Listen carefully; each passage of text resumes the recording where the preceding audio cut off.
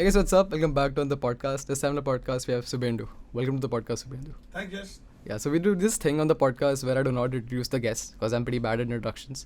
So, who is Subhendu Panigrahi? What does he do?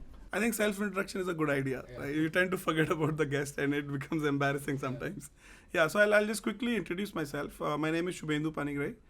I am a founder, entrepreneur. I've been always like that. I love building companies. I am from Odisha. It's a small town in Odisha called Hirakud, and it's famous for its dam, and it's also famous for its saris, Sambalpuri saris. Right? So I studied in Odisha, born and brought up in Odisha. After that, I went to IIT Kharagpur, studied there. Post that, I have been building companies. Built a first company called Skillenza. It got acquired last year, and on to my second company now.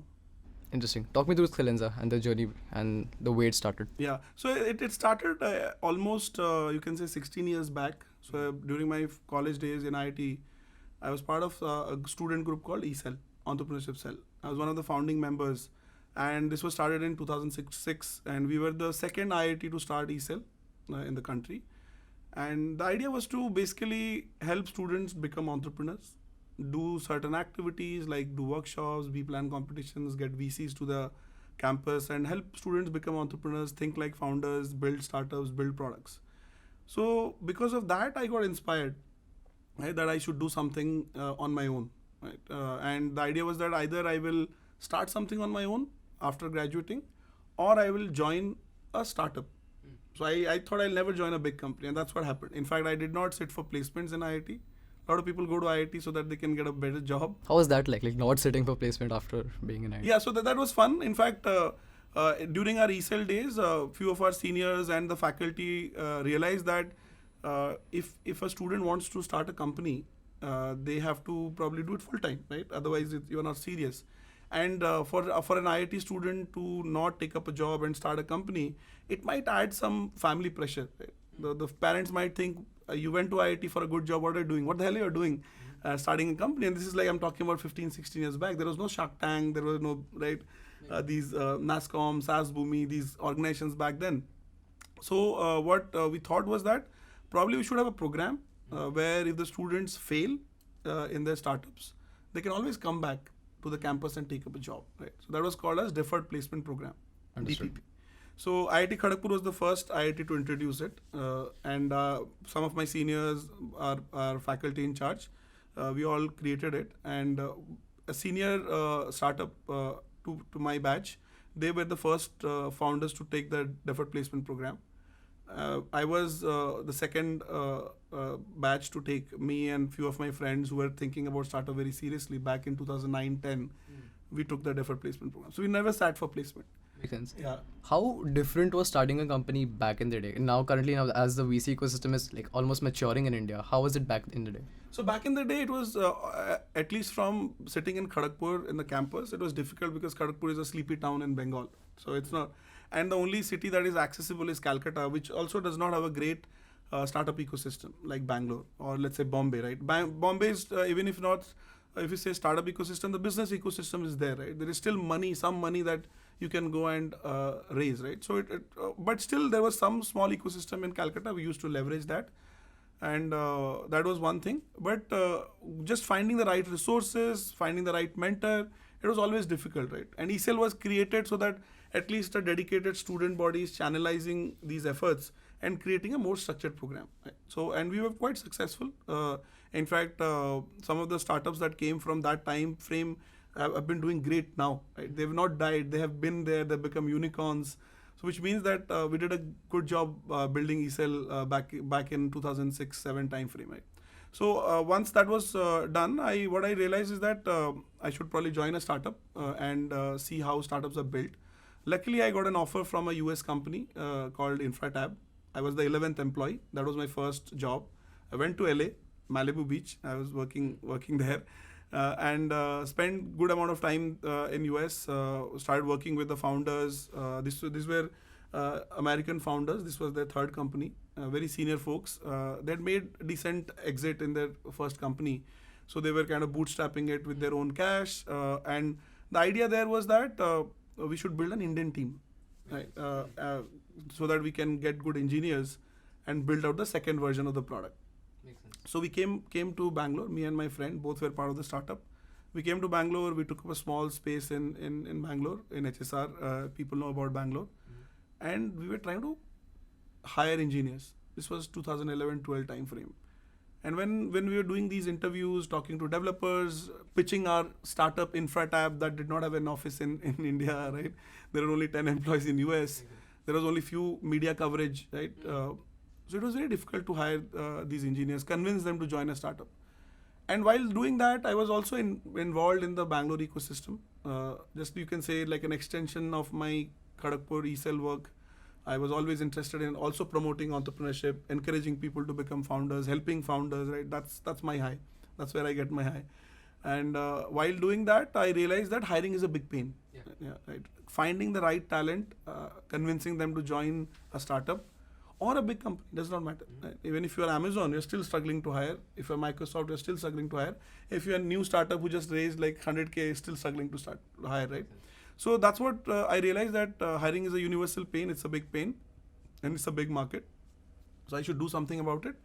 But then when I started speaking to these founders and recruiters, they'll all tell me that, oh, just give me your IIT batchmates or juniors resume because we want to hire people from good colleges.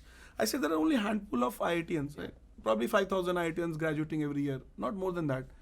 But there are more companies to be formed in the country. If India wants to become like, let's say, $4 trillion economy, we want to build out good companies, so we want good talent. And there is good talent in everywhere. Right? It comes from every nook and corner of the country. What we are missing is we are missing the lens. Right? How do you hire these people? Because when you talk to a recruiter, they'll say, if I go to an IIT or an NIT for that matter, I'm 100% sure that I'll find 10 good engineers. But if I go to an XYG college in Indore or Bhopal or Jaipur, I don't know whether I'll find a good programmer or not. Makes sense. Right?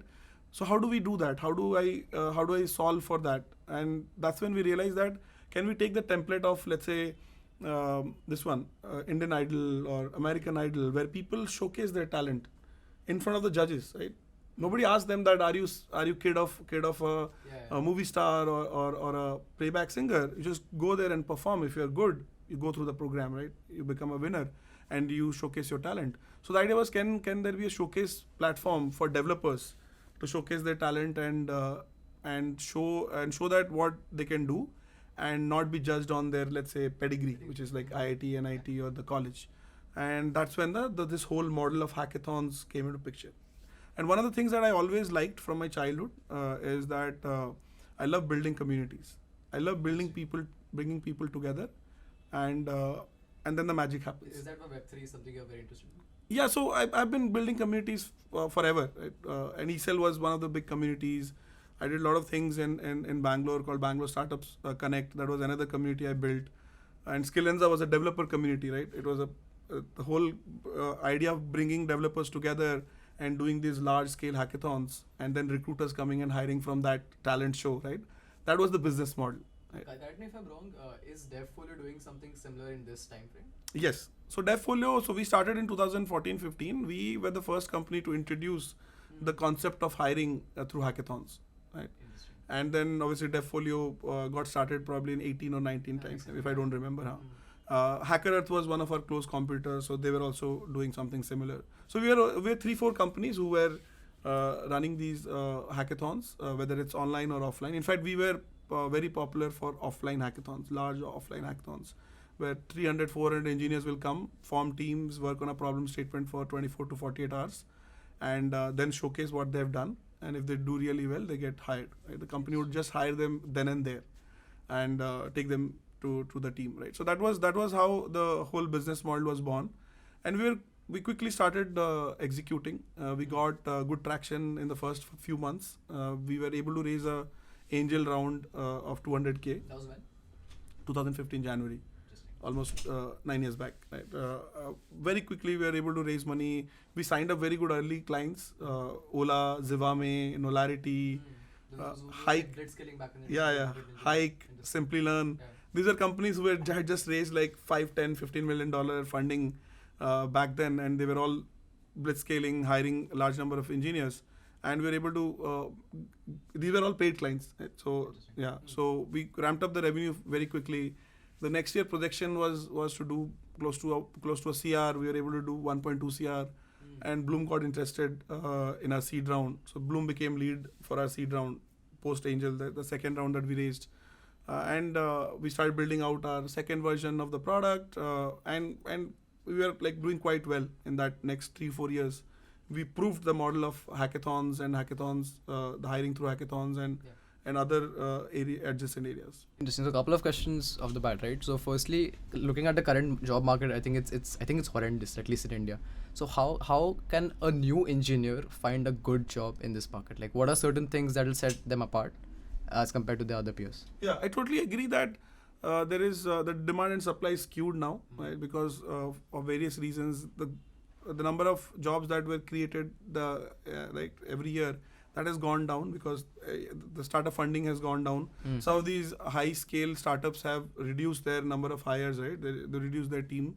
But still, at the end of the day, if you are a good engineer, right? If you can prove that you are a good engineer, you still have demand in the market, right? Which means you have to have a portfolio of what you can do, right? So it's not about the degree or the college that you are from, right? Even a lot of these IIT, IIMs had bad placement this year, which means that there is lesser number of jobs, which means there is competition, and you have to outshine the competition, which means you have to prove yourself, right? So that's where your portfolio, right? For example, what you have been trying, right? Doing side projects, right? Going and presenting. So these are things, right? Going to hackathons, doing side projects, doing open source contribution, right? There are 3-4 ways where engineers can still be at the top of the game and be visible to these recruiters, right? Another thing that helps in this world is obviously some people might not agree, but I think having early relationships, which means networking, meeting people, not just building out things in silo and not showcasing it to the world, but also going and meeting people, right? Going to the right events or right meetups, right? And going or forums and meeting people so that you at least have early relationship, and from there you can obviously build up, right? And showcase. So you have to be good, the product has to be good, and the product has to be marketed, right?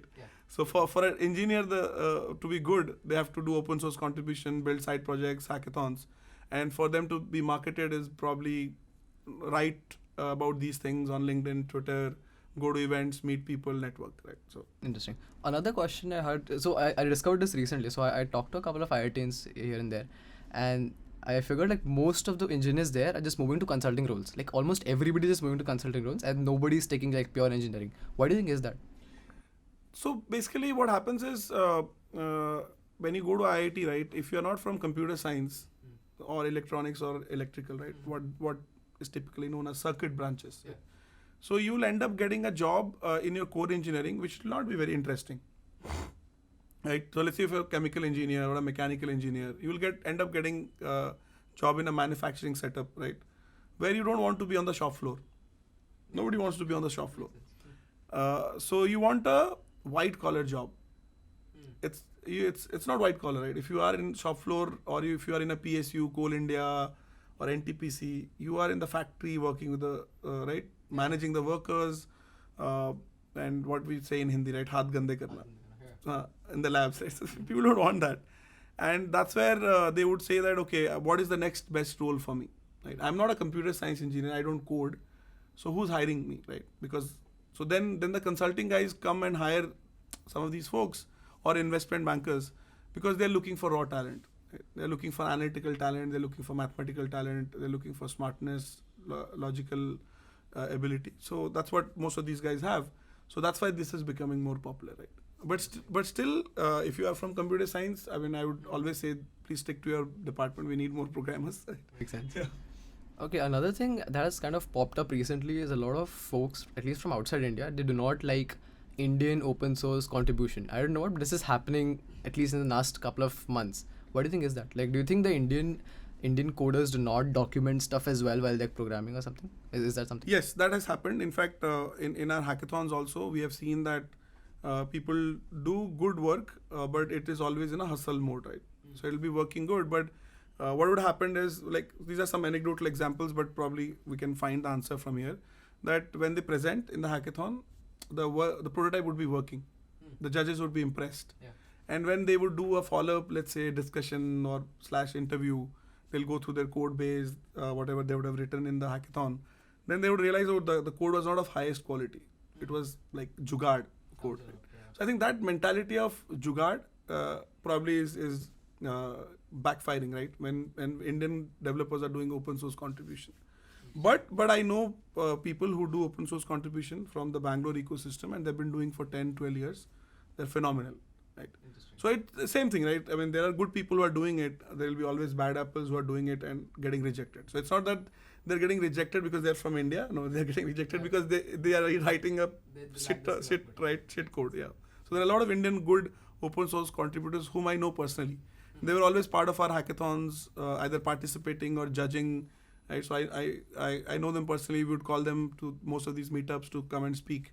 Right, so I've seen Indian developers doing really good contribution to open source projects. If it's happening now, it's not because they're from India. It's because they're writing shit code. Makes sense. So you were a part of, like, at least you managed a lot of hackathons, right? So a lot of engineers, like at the moment, they participate in a lot of hackathons because those are very common now. Every week there's some hackathon happening. So what do you think is the right formula to win at a hackathon? Yeah, so I mean, that's what when we went through some of these hackathons, we wrote a playbook how to win a hackathon, right? So first thing was always to pick up a problem statement that you can complete in this 24, 48 hours. Judges don't like incomplete products. So what happens is when these developers start the ideation of the hackathon, they will pick up large problems. They'll say, we'll do everything in 24 hours. It's not manually possible. So to pick up a small feature which you can execute very well, right? It's not an ideathon. It's a hackathon. Nobody's going to give you point for dreaming of an idea which nobody has thought of, right? But people will give you point for execution. So focus on features, ideas which you can execute in not 24 hours, actually 18 hours, because most of your team members will take a break for a couple of hours, take a nap, right? So execute it, executable ideas. Second is always form a complementary team, which means if it's a webathon or you're creating an app, so the UX also matters, right? The judges are going to see the demo. So basically, that's where it matters, right? So you should have a complementary team, like a round, wholesome team, right? And third is that have a team member who can present well. That also matters, right? Selling matters, right? Marketing matters. So somebody who can present well during the judging round. And fourth is that the demo has to work. At the end of the day, if it's not working, the idea could be good, your code base could be good, but it's a luck factor. So you have to do a repeat, right? You have to kind of test it out before the judging round. I know people are under pressure. Sometimes it's a fault of the equipment also, right? You know, tech fails, right? Yeah, but try to see if you can do a good demo. So these are 4 major points that we have seen across the winners of so many hackathons we have done. And these are 4 major areas where they have done good job and they have won. Very interesting. So let's talk about the Indian VC ecosystem at the moment. I think in the Indian VC ecosystem at the moment is it's not like nascent, but it's almost like developing. So do you think how mature do you think is the Indian VC ecosystem? It's very mature now. Obviously, I'll not say that it's if you want to compare this with Silicon Valley and China or Israel, right, for that matter, we have, let's say, maybe 3 steps to cover, right? But it's way mature than what I have seen right back in 2006-07. From a standpoint of the number of VC funds that have been created, right? The amount of money that is there in the ecosystem, right?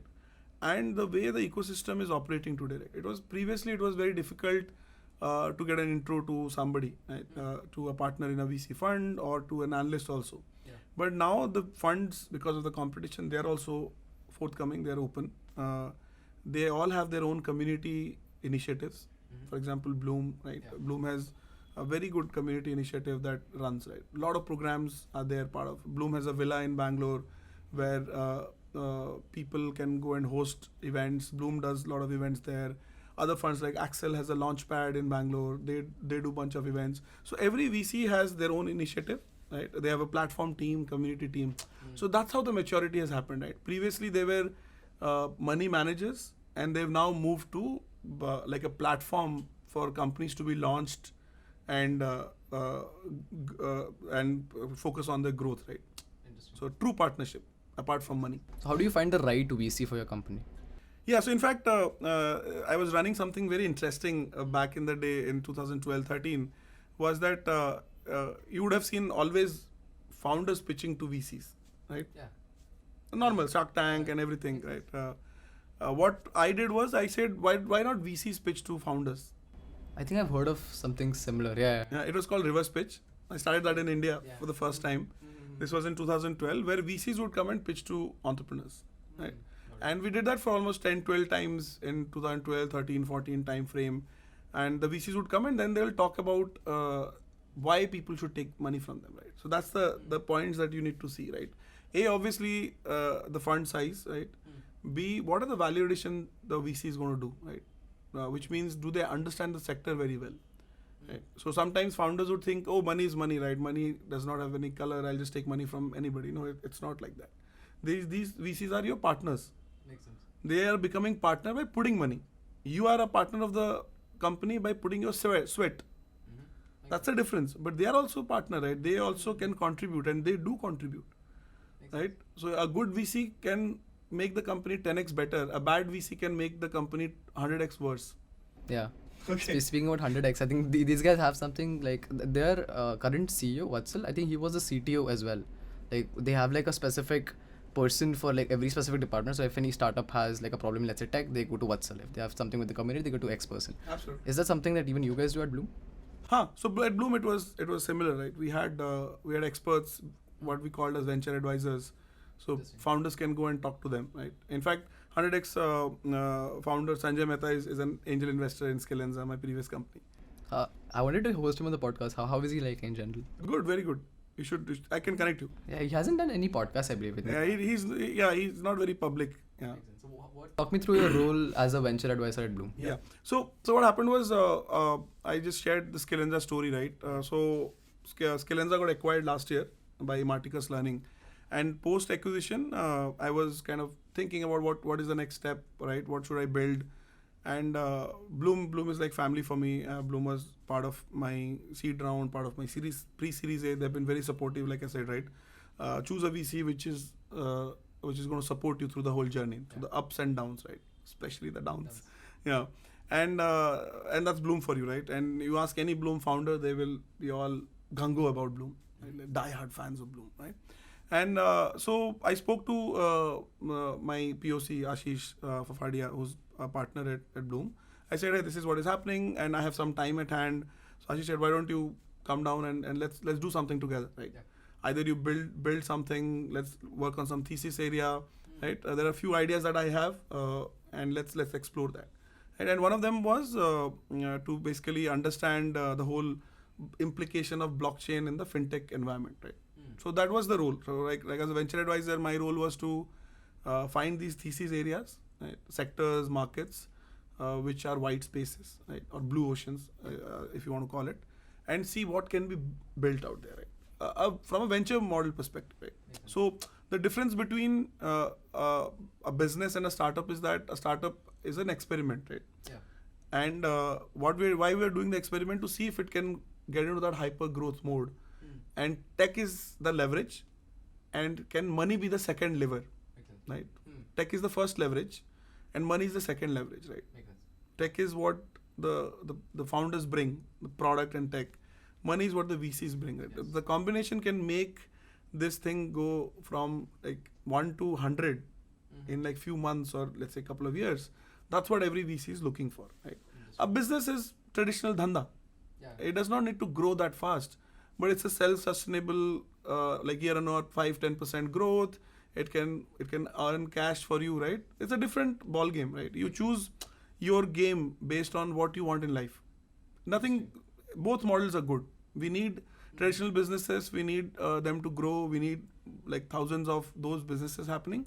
We also need thousands of startups solving hard problems, right? Makes sense. Like transportation has always been there, right? There are these small travel agencies who have done transportation. You can call them up and say, I need a cab to airport, and they will get you. That's what was happening, let's say, a couple of decades back.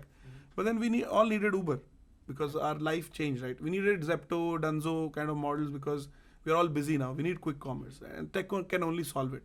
For sure. Right? So a couple of questions here as well. How do you know if your product or your business is like a dhanda or a startup? How do you define where it goes and what it's located at? So the first thing is that to see if tech is going to play a role, right? If tech is going to, so for example, if you open up a small restaurant, then it is probably dhanda, right? Yeah. But then you are thinking about, okay, can I use tech to hyperscale it? Right? Can I have hundreds of these things across Bombay? Makes sense. Right. So then what is the tech you are using? Probably using tech for supply chain, right? You have a central kitchen, right, where you are bringing food from that central kitchen to other kitchens. So your the turnaround time is faster. You are using tech to do ordering system, queue management, payments, right? You are probably using tech to acquire customers, right? Have a good relationship with the customer. So overall, when you start using tech, then you realize that, okay, this is a venture fundamental model now because it can scale fast, right?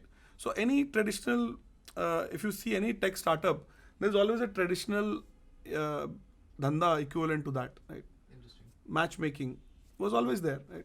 Yes. Rental, like agents, brokers were always there, but then housing and common floor, they came in and say, yeah, we can use tech to disrupt the model. And they did. Some of them became successful. So there is always a way to disrupt a traditional dhanda model and make it hyper scalable. Considering you're into communities a lot, like you've been building communities since a while, how do you make communities scalable? How do you make a community scale exponentially with the help of tech? Yeah, so what happens is, so the first thing that when you're building a community, you have to understand that what is the common identity of the community, right? What is bringing people together? What I call is the glue. You have to find the glue. Right? If you find the glue, then you can leverage tech to scale it. So that is as in product building, they say, right, MVP, minimum viable product. There is a minimum viable community. Interesting. Right? So if people, let's say, I'm a big foodie, right? So I'll give you example of a foodie community, right? So if you bring people who are like hardcore foodies, right? They come together, they go on eat outs, right? They'll go and just go to some street in Bombay or in Bangalore, and they'll eat, they'll post pictures, they'll talk about it, and the next time they will probably meet at somebody's place and just cook something, right? So the common language in that those members is food, talking about foods, preparing food, right? So the glue is food, right? And when you have the first set of 20-30 people who are super active, and that's how you then grow the community, right? Right. And then tech is basically, then you leverage tech, could be any of these common tools like WhatsApp, Slack, Twitter, right? Just to grow the community, engage the community, but focus on a tool that helps a peer-to-peer conversation, because peer-to-peer interaction conversation is the cornerstone of a community. Yes. Without that, it's not a community; it's a mailing list. Yeah. How do you differentiate between the two? Like a mailing list, because a lot of people just collect a lot of emails and don't know how to use them. Let's say you have an email list of, let's say, 200 folks are interested in X thing. How do you make sure that converts to a community? Like, what are certain steps you can take? Exactly. So what happens is, if those 200 people, like I said, you found that the common glue is something, right? The common glue is reading about astronomy. Okay. Right. So now you start, when you send them a newsletter about astronomy or some star activity happening or some meteor activity happening, then you see that the open rates are very high, right? People, there is a set of probably 20% Pareto principle of the whole 200 who are engaging a lot with your newsletter. Those are your minimum viable community members, right? Then you call them up or do a one-on-one conversation saying, hey, this is interesting, you always read my thing, what other things I can do for you, right? Or what other things we can do together. They'll give you ideas. Right? They'll tell you that, okay, hey, let's do one star watching party someday, right? On somebody's terrace. Or let's go to one museum or something, right? Where we can go and read about something. So those activities will bring them together. Interesting. Right? So that's how you start building out a community. Makes sense. Do you think communities are venture backable by any means? Yes, communities are venture backable if they are hyper scalable, right? Which means the glue is there. Glue is very strong. Identity is very strong, right? It's not a very loose identity. It's a very strong identity. And the number of people possible globally, right? Or let's say in India, whatever the market you're targeting, is high, right? And then you have a monetization model on top of the community. Interesting. For example, Skillenza, right? The common glue was love of coding. People who love coding, building products, were part of the community, right? Was the number large in India? Yes. India has 3 million plus 4 million developers, and we had almost 1 million engineers on our platform at our peak, right? So that got people convinced that hey, India has the second largest developer base in the world, and if this works also, this is a global product, right? And the common glue was love for coding, and the monetization model that we first tried was if our members are active, they're coming to the hackathons, they're having fun, they're building products, they're engaged, then they get hired by a company, we make money. So the monetization model was also proven. So that's how we became venture backable, venture fundable. That's why Blume got interested and other VCs got interested. Makes sense. How do you make sure that the community member number is not just a number and it's still like a hyper engaging community? Because if you look at it, there's certain, if you go to, let's say, Discord servers for, let's say, Python or like some very huge servers, they do not seem like a community, even though they are. Whereas if you go to a server which is like, let's say, 2,000 people, 3,000 people, it's very engaging. How do you make sure that engagement still stays when the community scales?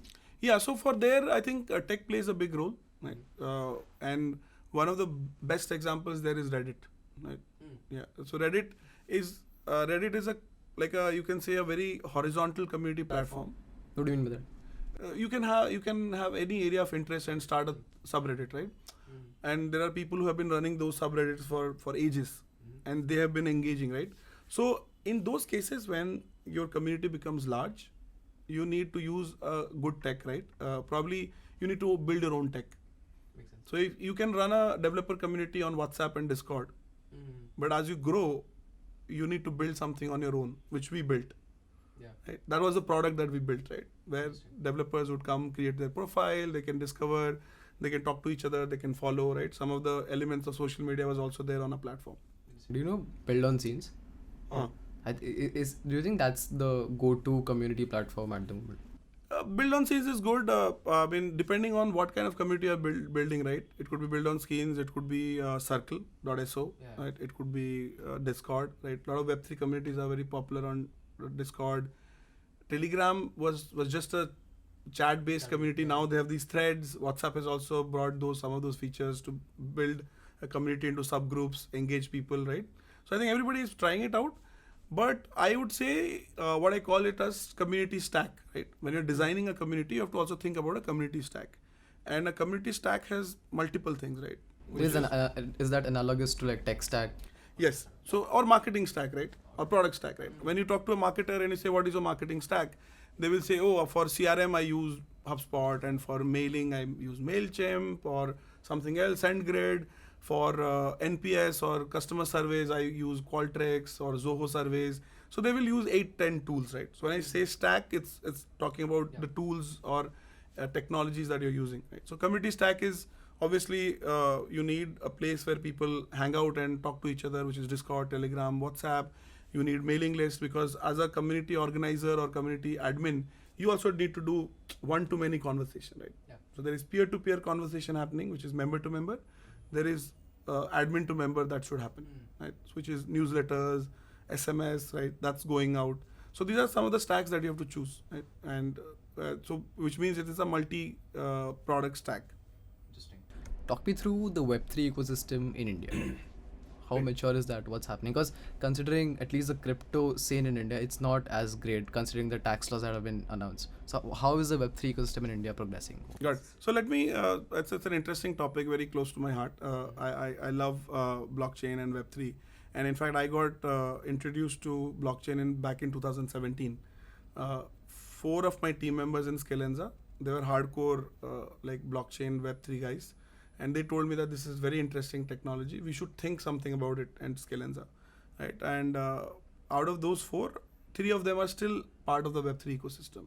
In the last 9 years, they've been almost 8 years, they've been active in that, right? So they introduced me to it, and from there, my love for blockchain and Web3 started. And last year is when couple of years is when I got very deep into it, right? So before going into it, let me just clarify a few things for our listeners. Is the difference between these 3 things, right? Sure. Blockchain, Web3 and crypto, right? So blockchain is a technology, right? It's a distributed ledger, right? Very simple and very plain, very nothing that you have a ledger, I have a ledger, right? Yeah. Any transaction we do between us, both write it down, right? Yeah. So it's like a double bookkeeping, right? So that's the thing with blockchain. It's a technology, right? There are multiple nodes, there are multiple validators. Web3 is the business model built on top of blockchain, right? So Web3 says that when you run a business, preferably let's say the marketplace kind of models where there are one suppliers, there are one who are seeking those services. In those models, you want to give more power to the agents of the business, right? It is not consolidated with the creator of the business. Makes sense. Right? So in that case, Web3 is a business model innovation built on top of Web3, right? on top of blockchain. Crypto is the value that you transfer when the business model is in operation. Yeah. So these are three different things, right? So blockchain can exist without Web3 and crypto, right? Which is the private blockchain that a lot of enterprises are using.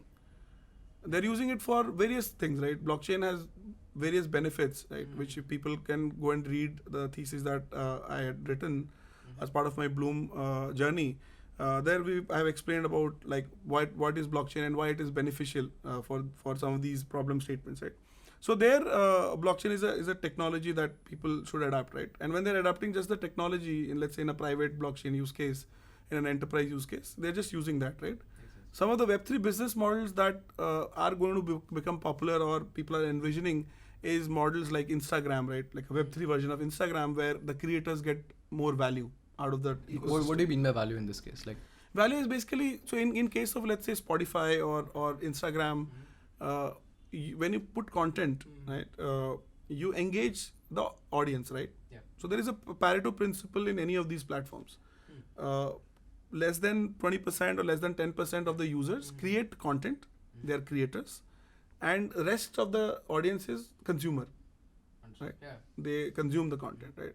Now when the creators create, the consumers consume, the platform stays, right? The platform is active. And that's why we say, oh, Instagram has so many users, there is so many daily active users. That's happening because the creators are creating content every day, right? And why should they create content? Some incentive. There has to be an incentive, right? In case of Instagram, the incentive is not given by Instagram at all. Yeah. The creators have found innovative ways to monetize their efforts, right? For example, this podcast is one of the examples, right? How do you monetize this podcast, right? If you put it on a platform, the platform should pay you money. Makes sense. Right? But if the platform is not paying you money, then you will probably go for sponsored ads, or you'll go for a slot, something like that, right? Yes. So same thing happens with Instagram. In case of YouTube, if you're a creator, if you create something, at least they have the ad revenue trickling in, right? You make some money out there. Now, how much money do you make, right? One is that in Instagram, you don't make any money at all. You have to be creative in finding ways to monetize your efforts. In case of YouTube, you do get monetized, but location specific as well. Location specific. What kind of content you're creating, it's still small, right? Spotify, if you, I think, hit 1 million streams, unique streams probably, I don't know, you end up getting $150 or $200. It's peanuts. Just the effort that you guys have put on the podcast today, right? Ad revenue, nothing. It's absolutely nothing. Yeah, so if you think like that, right? In the Web3 case, what the whole ecosystem says is that we will empower the agents of the ecosystem, right? Will not be a monopolistic organization who's making money. Will distribute it among everybody. Equitable distribution. That can be only possible because of blockchain. So blockchain is a technology enabling equitable distribution. The whole idea of doing equitable distribution is the Web3 business model, right? This is the new form of internet company that can be built, right? The way the value is distributed is the cryptocurrency, is the token, right? So these are three layers, right? Blockchain, the business model, and the value, how the value is getting transferred, right? So for example, in case of Ethereum, right? Ethereum is it's an L1, right? What is the business, what is the use case of that L1? Is to record transactions. Yes. I have transferred you some money. If I work with a bank, if I use a bank UPI, the UPI record is there, right? I have transferred the money. So we rely on SDFC or ICICI that, okay, I have transferred the money. You cannot come back and claim that, hey, you have not transferred the money. I can show you that there's a ledger by SDFC and ICICI. I've already transferred. They have reconciled it. So that's a ledger, right? It's a proof. The same thing happens with Ethereum, right? When you do exchange of money, right? Ethereum is the ledger, like I said, right? It's a ledger, nothing else. Now the business model is that Ethereum is open, right? The ledger is open. It's anybody can become a validator, anybody can contribute. So it is a Web3 model, right? And the value that is being exchanged is the ETH. Makes sense. So just like for the users, for the listeners of the podcast, can you explain these guys what a consensus mechanism is in various blockchains and how the validators get money and how they get value when they validate? So I have to probably dumb it down a little bit. We skipped like few chapters, right? Yeah. So what happens is, so when you have a blockchain, right, there are these validators who are validating a transaction, right? So a very basic example that I always use, right? First principle example. For example, there is a house, right, which goes for shopping to a grocery shop, and in this complex there are 10 houses. They all go to this grocery shop, right? So now you don't pay money; you pay it at the end of the month. That's the business model with the grocery guy, right? Saying, okay, you pay me, you buy whatever you want to buy. You will pay me at the end of the month, right? So now, in a traditional world, what will happen is you will have a small book. The grocer guy, the shopkeeper will have a small book with your flat number, right? You will go and you will say that I bought 1 kilo of rice. You will write it on your ledger, date like 29th February, 1 kilo of rice, 50 rupees. He'll also write it because you want it to be reconciled, right? That's the double entry bookkeeping, right? You have to do double entries in 2 books, right? That's how probably a lot of in our parent generation, right, like 20-30 years ago, all these people will go to the shop and just write it down, right? Hisab. Hisab, right? Yeah. Khata, yes, makes sense. So that's the thing, right? Now that data is with you and the shopkeeper. Now just imagine that whenever you do a transaction, whenever you buy something, all the rest 9 houses also get the information that Yash has bought 1 kilo of rice, right? 50 rupees on 29th Feb. And they also write it in their own ledgers. And whenever other transaction happens, it's also written. So now your ledger looks like Yash from house 1 and Mohit from house 2. All the things are there, right? Now, at the end of the month, they all come and have a consensus, right? Saying that now all these transactions are right. Reconciliation happens. And then the transaction history is done and then the payment happens. That's how a blockchain works, right? It's a very simple model that I have built out, a mental model for people to understand, right? And so this is how a blockchain works. So these all houses are your validators or nodes, right? They're all validating. They're all putting effort in writing those transactions, recording those transactions, so that when the reconciliation happens, nobody can cheat anybody, right? So that's why it is a trustless system, right? Because there is no third party involved. This is trustless, right? Everybody is involved, right? So that's how the ledger is created, right? And then previously there was one consensus mechanism where it was called proof of work, right? This is proof of work, saying that everybody writes it down. Every house has to write it down. That's proof of work. They're putting effort, right? That was very popular in Bitcoin, which means you have to give computing power to do the transaction. And if that transaction, and if there was a cryptographic puzzle that you have to solve, and if it happens, then you get some Bitcoin rewarded, right? Because you are putting effort. That's called proof of work, right? There is another consensus mechanism called proof of stake. You buy some these tokens, which is the transfer value, and you participate in validating, right? But without these validators, blockchain does not exist, right? That's the decentralization model, right? The more validators you have, the more decentralized it. That's why Bitcoin is like the pure form of a blockchain. Makes sense. So can you talk us through the more interesting or new validation mechanism, let's say proof of authority or something like that, which are different from, let's say, proof of stake? Yeah, so I think that is something that I have to also do deep dive, right? I've been kind of following with them. There is this proof of stake is what has become more popular now, right? I think that is what is going to stay going forward. So can you differentiate between the ideology behind blockchain and the technology behind blockchain? Because I think people who speak about Web3 or like don't take this in a wrong way or anything, like they are very, how do I put it in words? Like they stick to a very specific axiom. Like every ideology sticks to a specific axiom which hinders, let's say, progress to a certain degree. That's why maybe communism didn't work, or maybe pure capitalism would never work. So I think it's probably the same with the Bitcoin ideology. So do you think there's a difference between the technology and the ideology, at least in the blockchain space? Yes, obviously. I mean, see, what has happened is the people who have become very vocal about these ideologies are people who have a financial incentive, right? People who are promoting a certain cryptocurrency, right? And honestly, from personally, I like Bitcoin, as in I like blockchain more than Bitcoin. Right? So Bitcoin, the cryptocurrencies come in my priority list very low, right? Because what happens is these are you can say tribes that promote a certain kind of cryptocurrency, right? There is a Bitcoin. You can Maximalists, say maximalist OGs who just focus on Bitcoin. There is a ETH group, right? There is this Dogecoin group who talk about it. But what we should be talking about is the utility, underlying utility, right?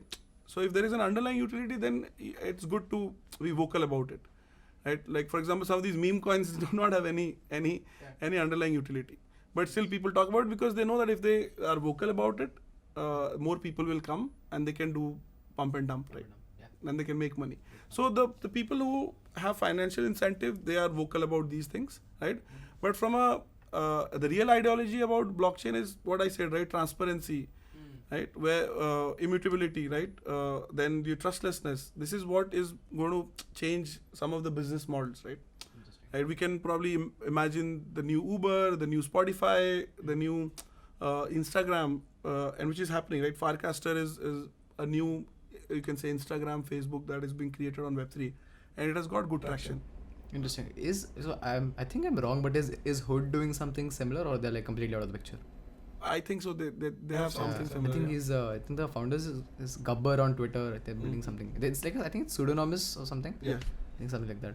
Okay, a couple of questions off the bat. Right? So I've talked to like both sides of, let's say, this situation. I've talked to folks from the capital markets, for folks from Zerodha, and also folks from, let's say, folks who invest actively in the Web3 space. Let's say like what's up. If you talk to, let's say, folks from Zerodha or people from the capital markets, they are completely against this. Like they think it just replaces the logistics, and the technology is not really worth it.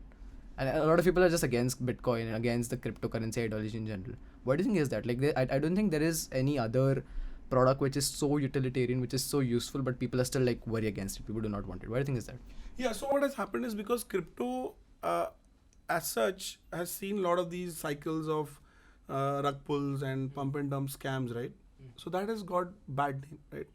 So in fact, I have written in the thesis, the CBDC thesis, right? When this Swapnendu Mahanti, who's the chairperson of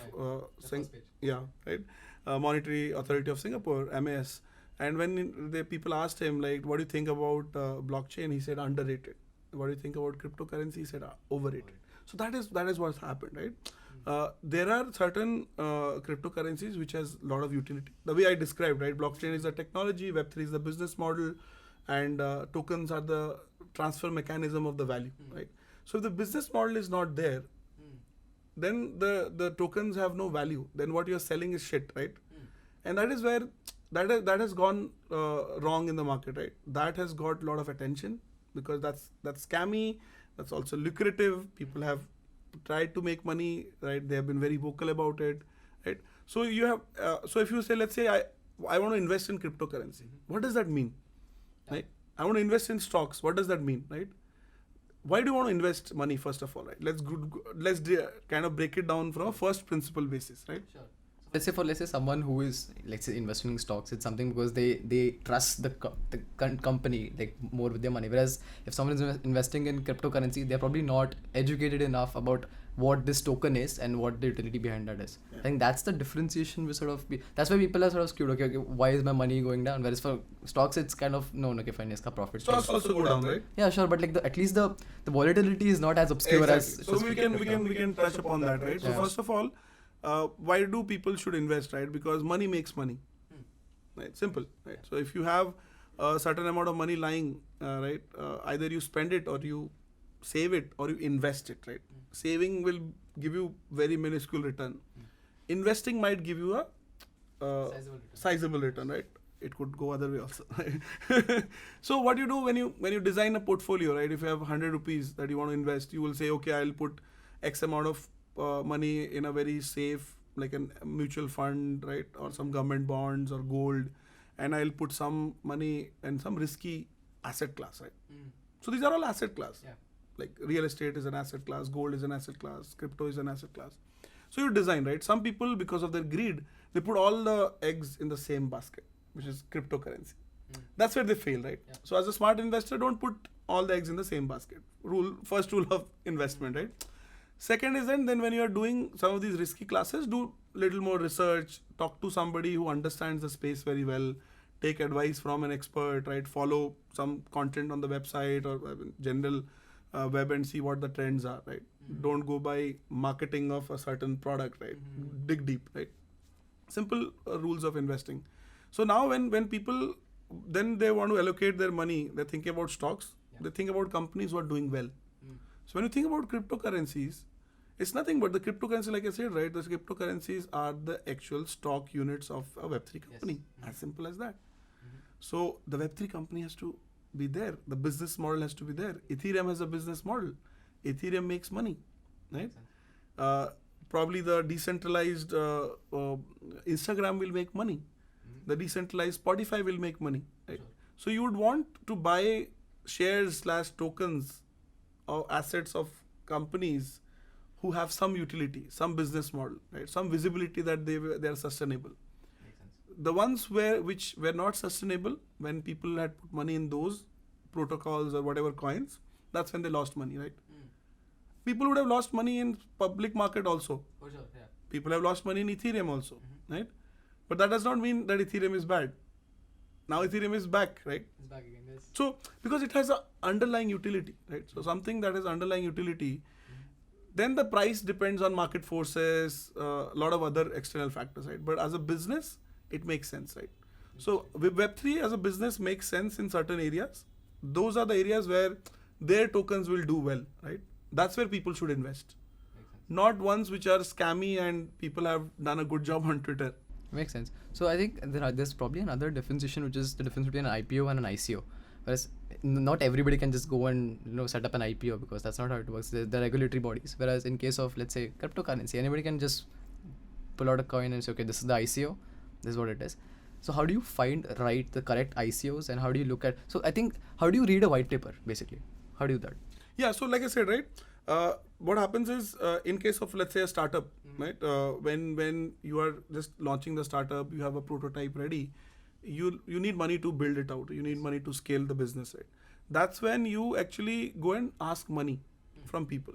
In case of a tech startup, right? Let's say the Web 2 or the traditional startup world, there are some of these VCs and angel investors who will put money, right?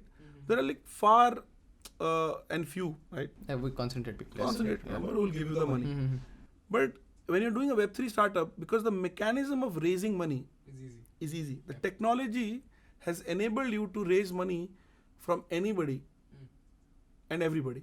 Makes sense. Which means that you can get in front of gullible people and scam them. So that is what happened in a lot of these ICOs, right? The ICO, because, and also this is the greed, right? The 7 sins. Greed is one of the sins, right? So human mind is always looking for quick returns, saying, can I make money quickly, right? So when they hear a scammy project which has been marketed very well, packaged very well, and they are saying, okay, we just want like $1,000 from 100 people or 1,000 people, and they can just do a rug pull, what is called as rug pull, right? So a lot of these ICO rug pulls happened back in 2017. So these founders will do a very good job on creating these white papers, brochures, and they'll do events in 5-star, invite people saying, hey, we are building the next LinkedIn on Web3, or we're building some game on Web3, and they'll have like some prototype created, right? And show people and say, do you want to come early? Right? And you can come early by putting like $1,000, $2,000, and I'll give you some tokens, initial coin offering, right? And once that happens, these are called as road shows, right? Right? And then you'll raise some money, 2-3 million, and then you'll say, now I will list it on an exchange, and then I'll fool a larger pool of audience.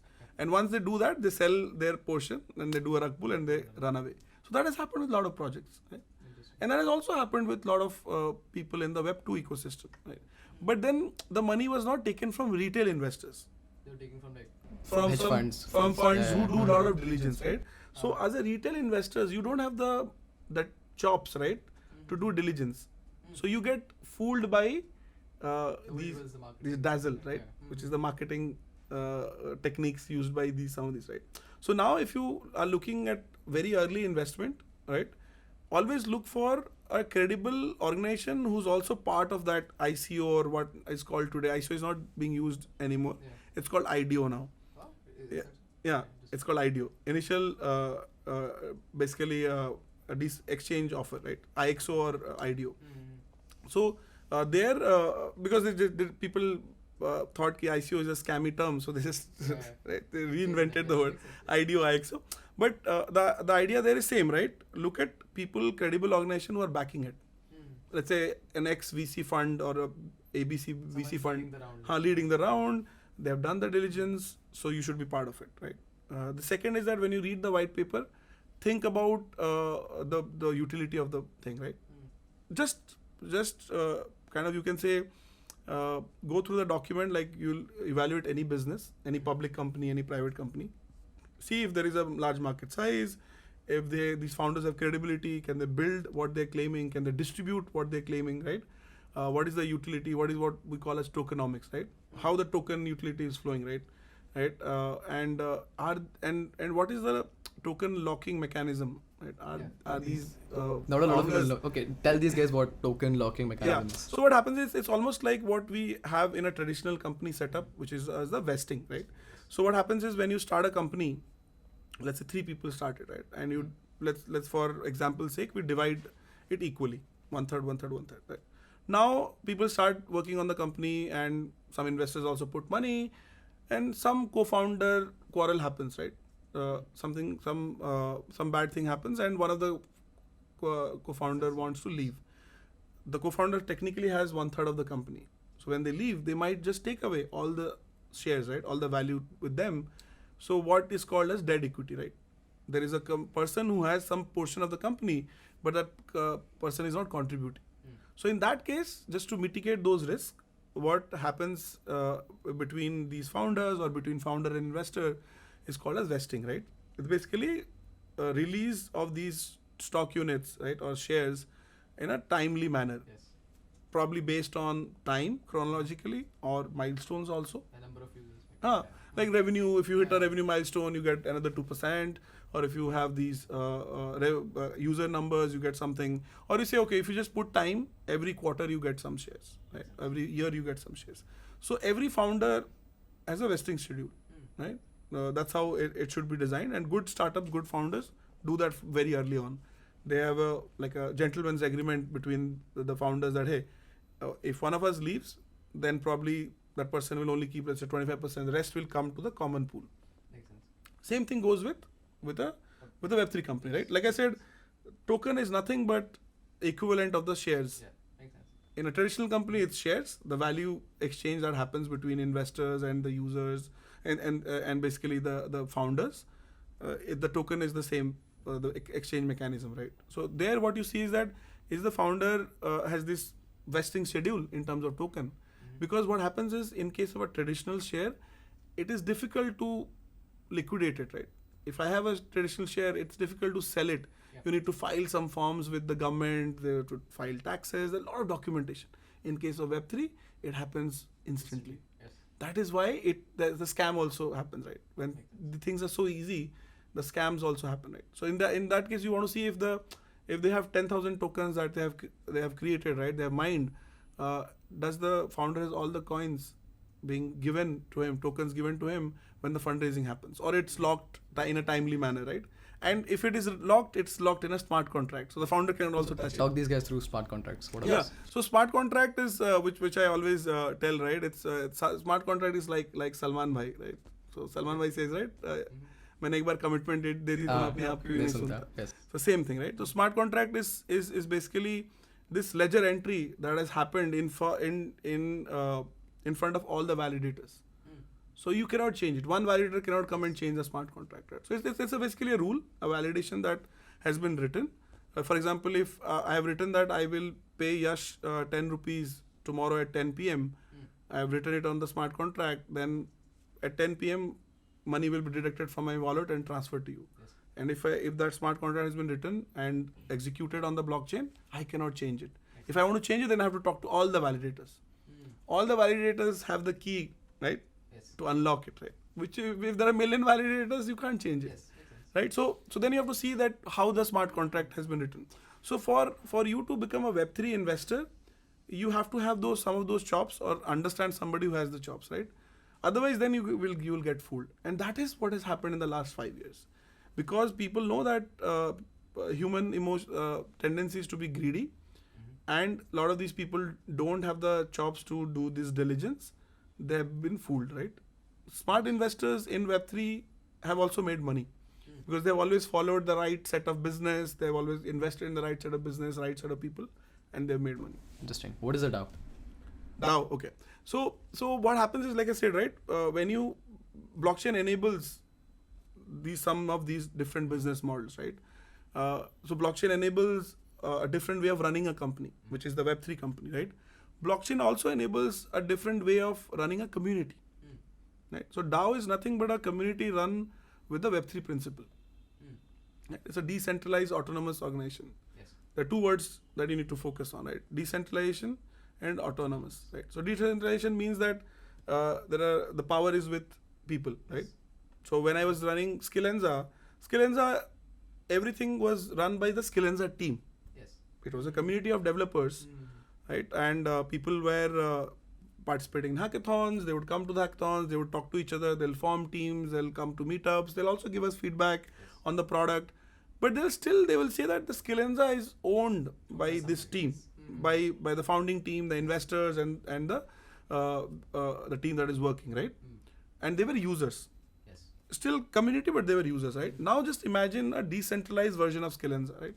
Where you empower the user, saying that, hey, you decide the product roadmap from tomorrow. You are developers, you can also contribute to the code base. Yes. You can be on the calls with the investor, right? So, but to be part of it, you have to contribute. Otherwise, you cannot be, right? You just can't get power without contribution, either sweat or money. Yes. Proof of stake or proof of work, right? That's where the consensus comes in, right? So you become a member, you play a role. That's where the decentralization comes into picture. Autonomous means that a lot of these things are automated, right? Through smart contracts, right? A lot of this decision making, operational work is autonomous, right? It's automated, right? So that's the new form of community, right? A community run on the principle of Web3 blockchain, right? Powered by blockchain becomes a DAO. So can you help these guys with like functional examples of like DAOs, right? Okay. So when Skillenza got acquired, and like I said, right, I was always interested in the Web3 blockchain ecosystem. So what I did was I started something called OG Club. So OG Club is a DAO, right, where the members who are running OG Club, right, so they take decisions, right, in a very decentralized manner. Right? So we have almost 8 contributing members who do some of these things, right? So basically OG Club is nothing but a community of people who love Web3, be it founders, developers. So we do a lot of these activities to engage them. We do a lot of educational initiative. We do Twitter spaces. We do hackathons, right? So we want to, you can say, inculcate the sense of Web3 and blockchain in the country and also globally. Now you need 8, 10, 12, 15 contributors to run the organization, right? In there, though I started OG Club, but it is run like a DAO, right? So everybody has an equal say, right? And everybody has some, you can say, role to play, right? And then you have the autonomous thing is that we have some, you can say, multi-signatory wallets where the money stays, whatever initiatives we do, everybody says yes or does a voting, and then those initiatives are passed, right? So it's run like a cooperative organization, right? Just like Amul, right? There are a lot of cooperative societies that have been always existed. When you codify it, when you put it, automate it, right, and when you scale it, that becomes a DAO. Makes sense. Very interesting. So, I mean, I wanted to jump to the report now, but before that, we can actually take a break. Maybe 5 minutes. Yeah. Okay, we're back now after the break. So, talk me through the current banking and the financial ecosystem that the world is running in. What are the problems associated with that? What has to change? So what happened was you can say what the automation in the banking ecosystem probably started 40, 50 years back, right? And one of the programming languages that was used was called COBOL. That's what most of the banks use. And if you understand the software architectures, right, these were like huge, large systems, what people call as monolithic systems, right? One large system. There is no, in today's world, what APIs are there, right? Service-oriented architecture, right? They're like small modules talking to each other. That was not back then possible from a technology point of view. And because of that, what has happened is now the expectation of the consumer is big, right? They want things to be done very fast. Yes. You want a transaction, it has to happen within few seconds. Right? If it does not happen, then you switch a service provider. If you use PhonePe, it's not working, you go to Google Pay. If it's not working, you go to PhonePe. If all of them are not working, you go to CBDC, right? So what is happening is the expectation of the consumer is high, which means the experience that these banking financial institutions should give should be at par with the other consumer apps, the Ubers and Zomatos, Gmails, right, of the world, right? Yes. Which is not there. Not there. Most of the banking apps suck, right? Whether it's global or Indian, without naming any company, we all know that. We all know the name of the bank. Which shuts down at 2. Yeah. Yeah, right. It's very difficult to do these transactions, to keep a track, right? Today also, if you do a credit card transaction, the monthly statement that comes is in a PDF, right? Why is not there a simple tracking system, all your expenses divided into food, right, travel, let's say content, so that you can go and then manage your finances, right? You can say, oh, I just spent a lot of money on Swiggy or on Zomato, or I spent, I have 5 subscriptions on content, I don't need so many content, right? So that you still do by then going through all the line entries, right, in the PDF, and then imagining what is this money that was charged to me, right? So just imagine, right? It should be very simple, right? The analytics has to be simple. Then a lot of startups then came into picture saying, hey, I will read this PDF, then I will bucket it into certain categories. Why? Why is the bank not innovating? The reason is being that what happens is whenever a certain ecosystem invests in one set of technology, right, within the next decade, the new set of technologies will always come, right? It is very difficult to upgrade. It is very difficult to switch, right? There is a lot of switching cost in anything, right? If you go to developed countries today, you will find some of their systems are as archaic because they had invested in some of those systems way back, right? Yes. So at that point in time, that era, it was new. Today it is not. But they cannot upgrade it because it needs a lot of money, needs a lot of retraining. Imagine you going to a bank and overhauling the whole ERP and the customer management, right, the CRMs and everything, and then the bank employees are confused how to use it. So that's the friction, right? That's why any large organization, the pace of innovation, at least the technology adoption, is always slow. But given that, and Skillenza, in fact, we worked with some of these large global banks, and we know that they are on the cutting edge, right? For example, Society Generale, Danske Bank, JP Morgan, these were clients of Skillenza. And they also realized that they have to move from this monolithic to an API-based ecosystem, right? Where microservices, right? A lot of systems talk to each other. They don't work in silos. And for that, they need new talent. They need good set of engineers who understand these new technologies, right? API-based architecture, service-oriented architecture. They should be using the new front-end technology because that gives a better user experience, right? So in fact, for a lot of these organizations, we started hiring what is called as full-stack engineer. Also, they did not want to overhire. Right? They wanted like smart engineers who can come and build products. Like a small team can build good products. Right? So they started hiring data scientists. We have helped them to hire ML engineers, data scientists, data engineer. Now they started doing a lot of analytics on their data, giving more insights to the consumer. So some of these global banks are on that you can say the cutting edge. They're innovating. Some banks, some financial institutions are still in that old age, right? And that's where a lot of these fintech players come into picture and they started innovating. Do you think banks have like an incentive to make their technology better? Because considering people have put their money in, they have a lot of capital any which ways. Don't you think the incentive for them to make the technology better is way lesser? Absolutely, but that's the point, right? What they are like debating internally every day is should we buy, should we build? We don't have the DNA to build. We are not a tech company. We are a banking institution. If you want to build, how do we build, right? Then what they do is they'll probably go to a software vendor, right? Like a TCS or Infosys. They'll outsource it to them, which might mean that they might not be able to get the right product. Also the lowest bid. The lowest bid, right?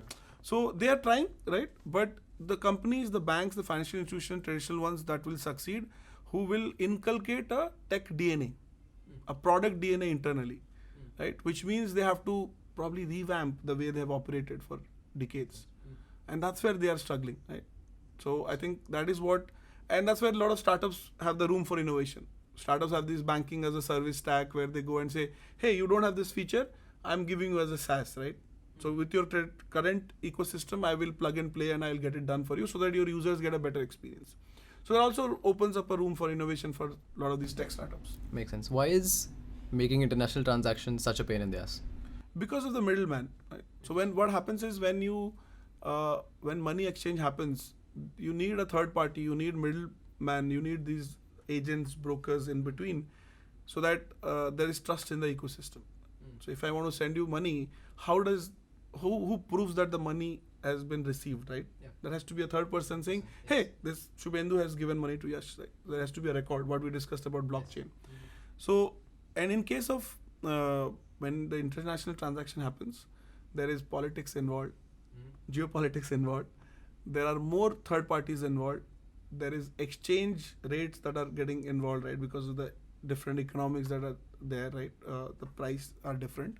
So that's how it becomes what we call in the traditional financial terms, right? T plus 5 days. T is the origination of the transaction, right? And 5 days, right? So T plus 5, T plus 4, T plus 3. So in fact, when we were raising money from one of our Japanese investors, it took me 25 days to get the money from Japan to India because it was routed through Japan, Singapore, then India, right? So there was the Japanese bank involved, there was one Singapore bank involved, then there was one Indian bank involved, without naming the names, right? So it was a gruesome process for me. I had to call my investors on a regular basis. They said, we have given the instructions in Japanese. It was then kind of translated into English. So it was like a nightmare for me, right? Get like a very small amount, it's not a large amount, just get that money in. It took me almost 3 weeks. It was an opportunity cost to a founder, right? Who wants the investment to come quickly so that the founder can build products. Makes sense. How well do you think PayPal solved for international transactions? Yeah, PayPal solved for transactions for, let's say, small vendors, right? Small ticket size.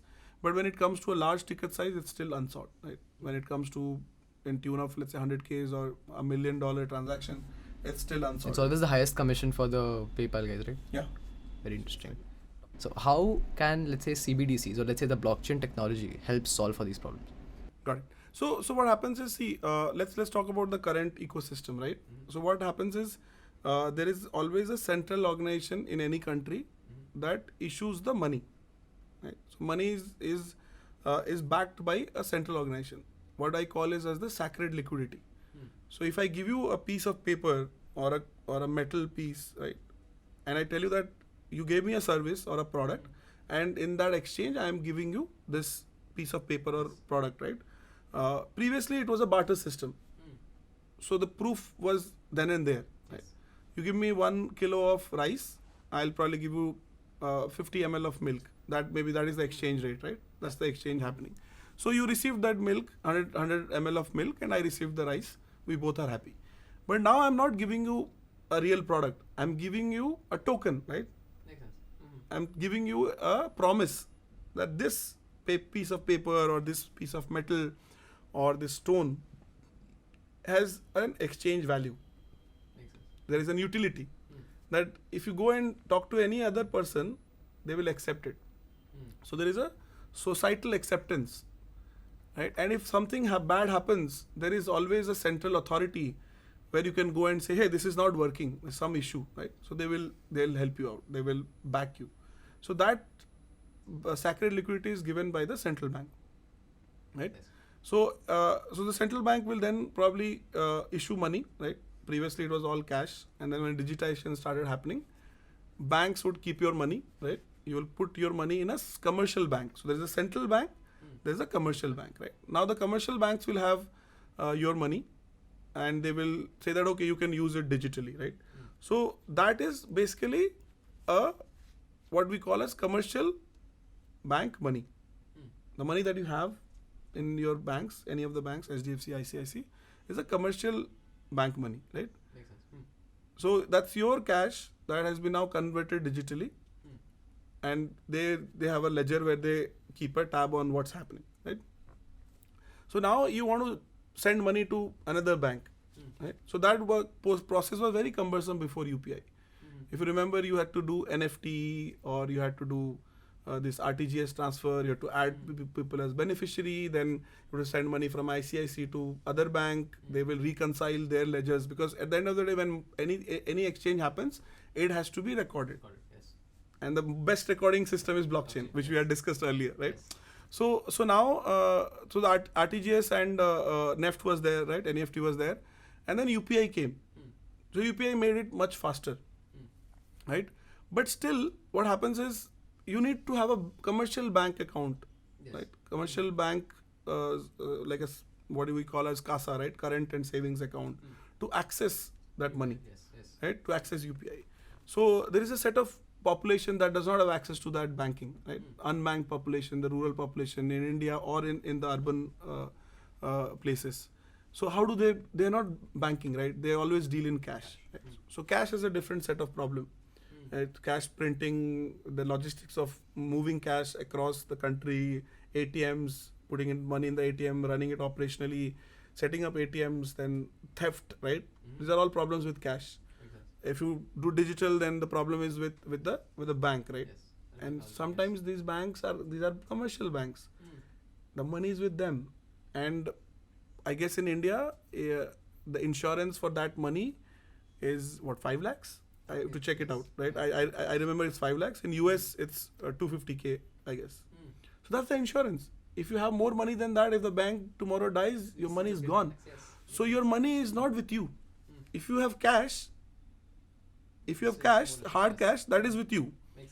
But if you have digital commercial bank money, it's with the bank, it's with them. If they close tomorrow, you can't do anything. And RBI gives an insurance of probably 5 lakh. You should check it out, probably put it on the show notes, right? I remember it's 5 lakh. So then what do you do with that, right? How do you own your own thing? That's where RBI says that, okay, we should create something which is digital, but the ownership is with the user. That is the revolution that is happening with CBDC. That is what the fundamental difference between CBDC, which is a digital asset, a token on a blockchain, which is backed by the central bank, but the ownership is with the user, right? In case of a commercial bank, the ownership is with the bank itself. Yes, makes sense. Can you correlate stable coins with CBDCs in any way? Yes, absolutely. In fact, what happened was, so the premise of whole cryptocurrency blockchain got started with the discussion we were having like 10 minutes back, is that the current financial ecosystem is not right? It's very difficult to transact with internationally. You can't do borderless transaction. The fees are very high. How do you create a system where it's permissionless, right? Anybody can participate. It is borderless, right? The transaction fees are very less. There is no middleman. There is no third party, right? The third party is the blockchain itself, right? Trustless validation. So that's how Bitcoin was born, right? It was started by Satoshi, which is probably one person or group of people. Nobody knows, right? Could be an AI also. for that matter. Time traveler. Time traveler, right? We don't know. But then what Satoshi or those people introduced was a beautiful concept, right? Bitcoin was the utility, the underlying technology was blockchain, right? So that's what that's what happened then. And then people said, okay, let's use Bitcoin for transfer of money, right? Transfer of value, right? In fact, very interesting example, the first transaction that happened on Bitcoin was somebody bought I think 2 pizza slice for 10,000 Bitcoins. Was it 10,000 Bitcoins? I think so. It's 10,000. It's written in the report, and it's 10,000 Bitcoins. Yeah. So just imagine, what's the rate today? Probably $60,000. I think it had an all-time high. I think $60,000. Yeah, I think it's today $60,000. You should check it out. Yes. Probably $60,000. So just imagine 10,000 of that. Right. So then people realize that Bitcoin is volatile, right? It could go up, it could go down. It's not a great way of payment ecosystem, right? So that's what I've covered in the paper also. If readers, right? If you read it, right? If the listeners are interested, if they go through it, they realize that Bitcoin is a good store of value mechanism. Right? It's like gold. It's digital gold. So like we discussed in the first part, right? Saying that, hey, you have money, you want to invest, you create asset classes, you invest money in some, you can say very stable, safe asset classes, mutual fund, real estate. Then you find another asset class which is gold. So Bitcoin is another asset class for you. Right? It is limited in number. So that's how the Bitcoin is written. It's very safe, right? It's unhackable. It's actually unhackable, right? No, people cannot hack it. So that way, it's a good store of value, and that's why the Bitcoin ETF, which got launched, that's how the market started picking up, because now Bitcoin finally has an interesting utility. So Bitcoin as a payment mechanism failed. People were not interested in kind of saying that Bitcoin should be a payment mechanism. So then said the biggest problem with Bitcoin is the volatility. The biggest, you can say, merit of Bitcoin was the speed. That everybody said, oh, the transactions happen in like very quick, right? It's not very pricey. Even if you transfer $1 million in worth of Bitcoin, the price was fixed. It was in a bank.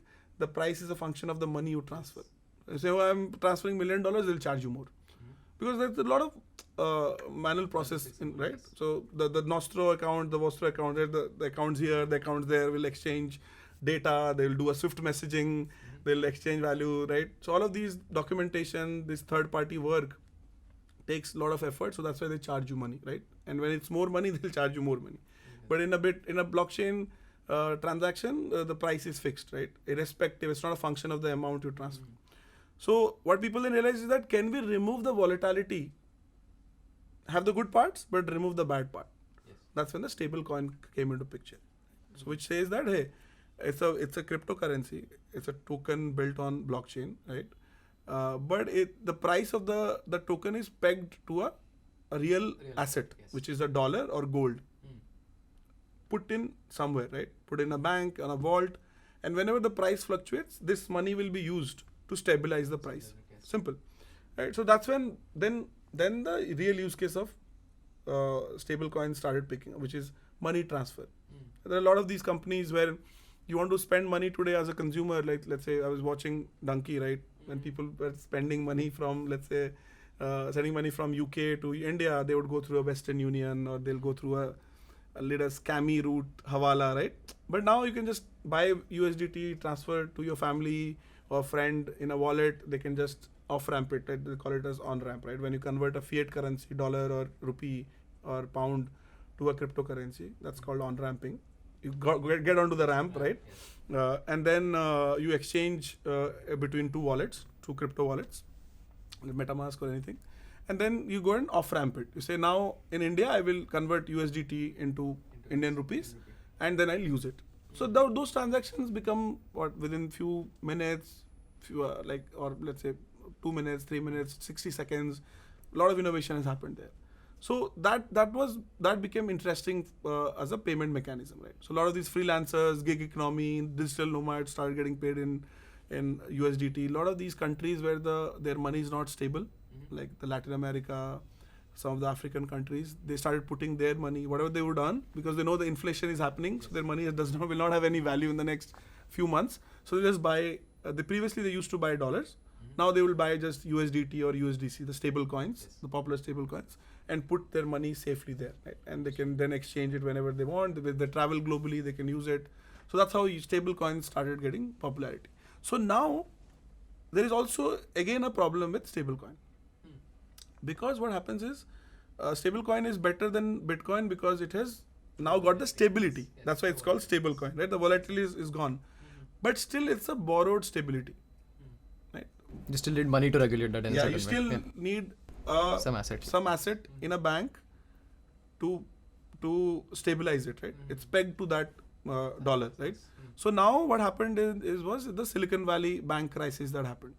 So when Silicon Valley bank crisis happened, the money that was there, which was by Circle, right? So Circle is the company behind USDC.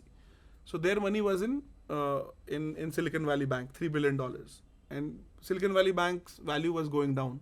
So suddenly the stable coin, which is USDC's price, went down because the market realized that the provider, the stability provider, Silicon Valley Bank, is going down. So then this is again a borrowed stability, right? So that also showed to the world that okay, this is still borrowed stability, right? How do you also remove that? So you remove, you have given the power to be basically frictionless and fast transaction, but also bring in more stability. And the only Organization that can give stability to any money is the central organization, right? Central bank in any country. So that's how these guys realize that, okay, if central banks come up with their own tokens, their own cryptocurrency, that is the most powerful asset in the world, right? Because it is as fast as any cryptocurrency, and it is the stable coin, right? It's the most stable coin, right? So CBDC is the best stable coin possible. Makes sense. Stable coin is the best Bitcoin possible. Yes. CBDC is the best stable coin possible. That's why CBDC is the best among the whole lot. Makes sense. So let's say In terms of money exchange, right? When we're just talking about payments and money transfer, the tokens have other values, right? Ethereum can also be used to exchange money, but I'll not use Ethereum to exchange money. I'll use Ethereum as a store of value, as an investment. makes sense. Because today Ethereum is going to grow, right? As the Web3 ecosystem is coming back and we'll have more use cases. Ethereum, if you hold Ethereum, I'll not exchange it. I'll just keep it because I believe that Web3 ecosystem is growing, and the backbone of the Web3 ecosystem, at least one of the backbone would be Ethereum. I'll probably buy Bitcoin and use it because I know there is store of value, right? But I'll use CBDC for exchange. Makes sense. So there are two different use cases. So let's talk about Ethereum for like a very small amount of time, because I wanted to ask this question. I probably missed it. So do you remember the 2016 Ethereum fork? So as let's say an investor in Ethereum, what do you think about the decentralization clause being like sort of breached in order to, let's say, fix a fork? I mean, not fix a problem, which was a lot of money being loose, and there were two versions created. Yeah. Do you think that does that not defy the ideology behind blockchain? Do you think this was necessary? What's your general take on it? Yeah, so if you remember what happened, right, almost 8 years back, 2016. Yes. Yeah, so there was a DAO which had 140 million in their wallet, and it was hacked, and 50 million was taken out of the wallet. I think that is the exact number, right? And then the community decided that we should just rejig everything and start it from scratch. Right? And then there was a kind of, you can say, misalignment between two different parties, and then it became Ethereum ETH, and then it became Ethereum Classic ETC, right? And Ethereum became more popular. It gained traction, and whatever Ethereum we are talking about is that Ethereum, the new fork, right? So what I think is that it does not defy decentralization, because that it what means, right? If the crowd wants Ethereum, the crowd wants Ethereum. It's the wisdom of the crowd. Very interesting. Right? So if tomorrow a set of validators say that we want to move away from Bitcoin and start something else, and people like it, then we can't stop it. It's permissionless, right? Very interesting. People can do it. So blockchain is powerful because it's permissionless. So if a majority of validators want to do something and they agree, it's the concessions of the highest number. It's a democracy, right? So democracy always wins in blockchain. Very interesting. Okay, let's say tomorrow CBDCs are launching, and you were given a choice. Okay, you have to decide the GTM, like the way it's sort of marketed to the folks. What will be your way to market CBDC in a way that it's mass adopted in India? Yeah. So see, what has happened is, obviously when we talk about CBDC, we're talking about digital asset, we're talking about wallets, which is a term that a lot of these crypto folks understand, right? So I'll try to find a way where I can engage with the current crypto ecosystem. Right? Let's say I would allow these crypto, what we call as degens, right? Who are, like, you can say, very deep into crypto investing, very deep into exchanges, decentralized exchanges, right? They buy, they trade. So I would enable them to at least use CBDC to do on-ramping. Right? Today they will use UPI to do on-ramping. I'll ask them, hey, why don't you use CBDC to buy cryptocurrency, right? To buy USDT or to buy Ethereum. So that way, that whole segment will start adopting CBDC very quickly, right? So that's a large number in India, right? It's a very active group, cohort. And then the second thing I would do is what China did with their CBDC, right? I would mandate some of the government transaction through CBDC. You want to buy a ticket from IRCTC? Use CBDC and get a 10% cashback. Use UPI, but use CBDC to get a 10% cashback. Right?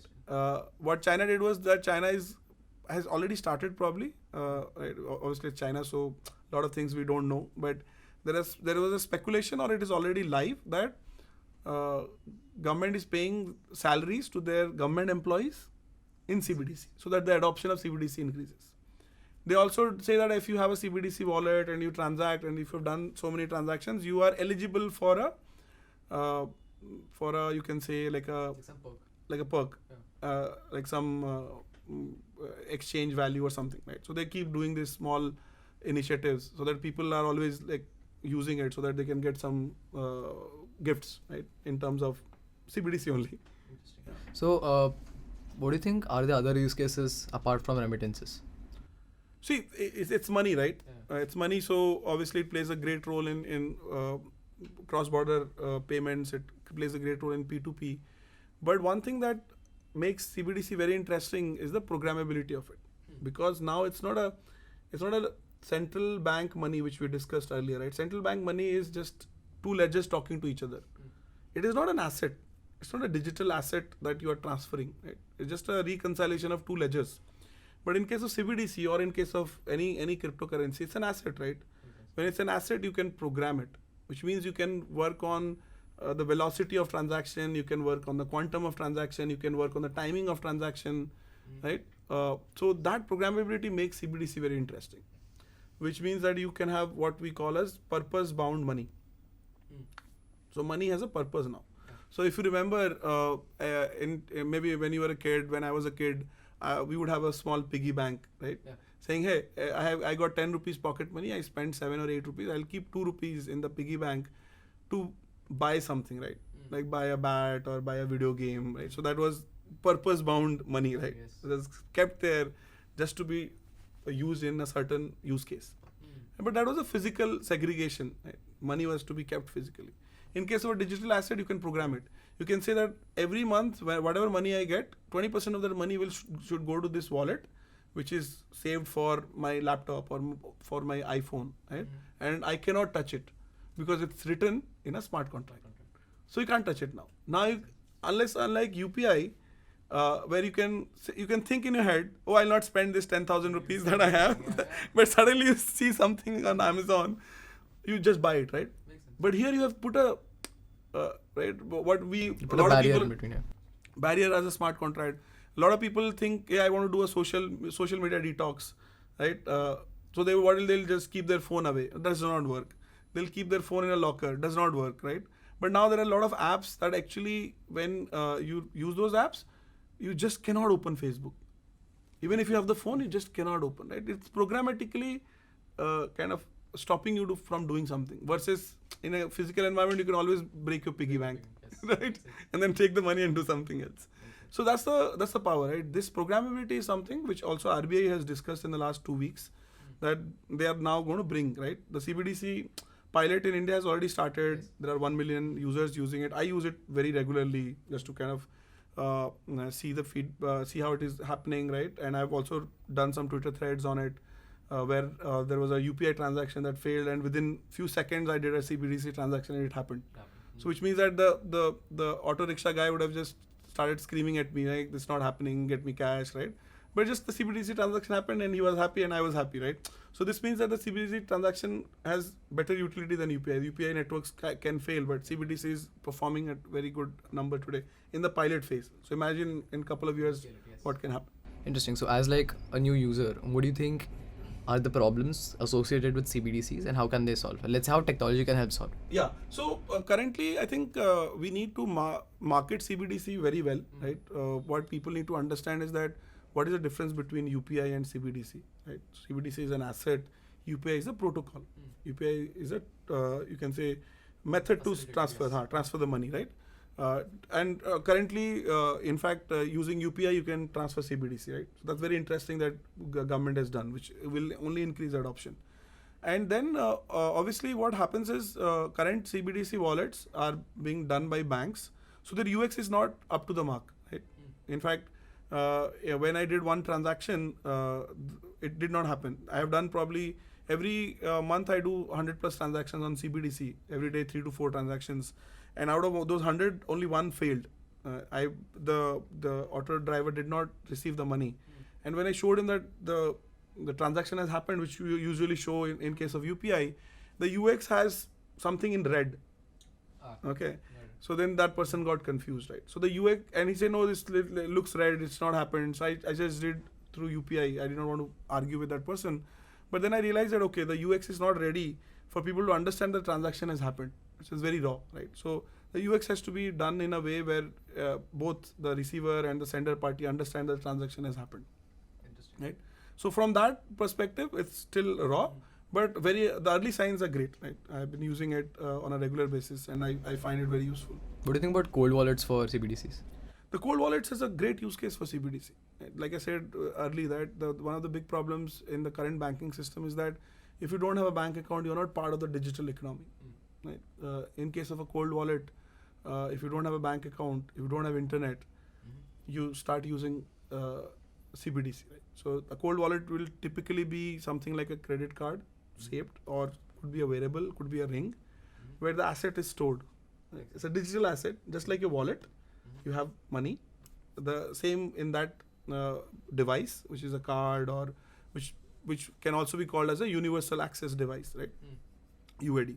So could be like a card, it could be a ring, it could be a variable where the asset is saved, and it is transferred to the receiver through a different technology, not internet.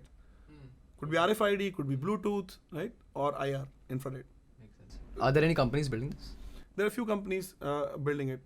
There is a company called IDEMIA which is building it. In India? No, it's in US. Are there any Indian competitors for this? I don't think Indian companies have started working on a cold wallet yet. I have not come across. I know few Indian companies have started building things on CBDC, on the like a P2P money exchange or cross-border. I have been kind of working with these startups, kind of exchanging notes. But I've not seen a cold wallet from India yet. Why is that so? I think it's just very new, right? Very new. Yeah. So a lot of these smart people are opening up to the idea that CBDC is the big things to stay. A lot of people are not yet convinced because they're still thinking that UPI is there. Why we need CBDC, right? Just for the general audience, like I want to switch back to cold wallets again, but like we have to take this. What's the difference between UPI and CBDC for a very layman, like in very simple terms, apart from it being a protocol, this being an asset? Yeah, simple, right? In case of UPI, what is happening is that two banks are talking to each other, right? You have money in one bank, you transfer the money, so there is nothing getting transferred. It is an information that is getting transferred, saying that Subhendu has sent money to Yash, HDFC to ICI. They just show that it is deducted, but they will reconcile their ledgers later. Sometimes the transactions also fail after few time also, right? Like maybe after an hour also they can fail. So that reconciliation happens. So no asset is actually transferred. So CBDC is an asset, right? So think about CBDC like a car and UPI as a road. So that's the difference, right? Interesting. Fine. So coming back to cold wallets, do you think, so in general, do you think the CBDC ecosystem, jitna CBDC ecosystem crypto se detached rahega, do you think that's a better way for it to grow? No, it's not like that. Like I said, right, CBDC would be a great segue to the crypto ecosystem. Right? Won't it hinder adoption because people are like very scared of crypto in India? No, that's true. That's the education that needs to happen. When I say crypto, as in let the crypto guys use CBDC to buy crypto, right? Do on-ramping, which they're doing anyways through UPI. And if you want to buy USDC, what do? You go to a website, pay money through UPI, and then buy your USDC or Ethereum. Right? So they can use CBDC to do that. What can happen, which is an interesting idea that I have mentioned, is can there be a decentralized exchange, right, or a DeFi protocol that can be built using CBDC? So DeFi is nothing but you can say there is no third party involved in a financial institution, right? So let's say you want some loan, right? You want to buy a car, you want loan. You go to a bank. Bank gives you money. Bank does not have money. Bank does not make money. Makes sense. Where is the money coming from? The money is coming from you and me, who have put money in the bank as a savings account, as a FD, as a 1-year TD, as a whatever, right? They are taking that money from you, they're giving you 6%, and then they'll give it to somebody else at a 13, 14, 15% as a loan. And that's the money they make. So that's the money they make by giving us that service. By keeping your money safe, and giving that money to somebody else and ensuring that the money is collected. Yes, it's a good loan. Yes. It's a good loan. It's not an right? An NPA.